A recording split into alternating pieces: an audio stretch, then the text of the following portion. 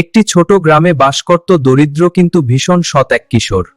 নাম তার ইয়াসিন।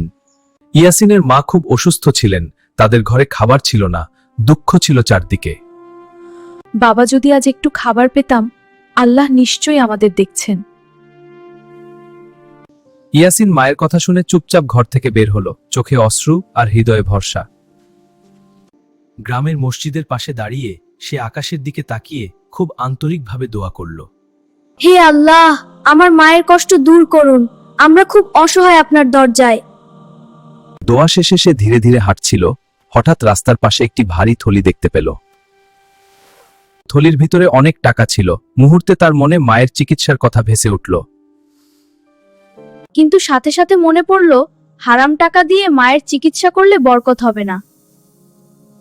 ইয়াসিন সিদ্ধান্ত নিল, সে থলিটি যার হারিয়েছে তাকে খুঁজে ফেরত দেবে অবশ্যই। আজ কারো টাকা হারিয়েছে? না বাবা, আমার তো সব ঠিক আছে। ঠিক আছে, ধন্যবাদ। এই যে কারো টাকা হারিয়েছে? আমার টাকা হারিয়েছে, এটা ছিল আমার জীবনের সঞ্চয়। দাদু, এই নিন আপনার থলি। ও বাবা, তুই ফিরিয়ে দিলি, আল্লাহ তোর মঙ্গল করুক। অনেক ধন্যবাদ। তোমার সততা আমাকে কাঁ দিয়েছে। এই টাকা থেকে কিছু তুমি নাও।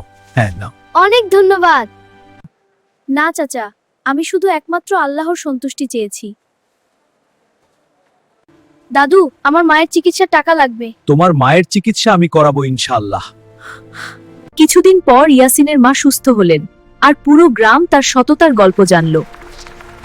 সেদিন ইয়াসিন বুঝল, আল্লাহ কখনো সত্যবাদী মানুষের দোয়া এবং সততা বৃথা যেতেন না। যে মানুষ সৎ থাকে এবং আল্লাহর উপর ভরসা করে, আল্লাহ তার জন্য অপ্রত্যাশিতভাবে সাহায্যের দরজা খুলে দেন।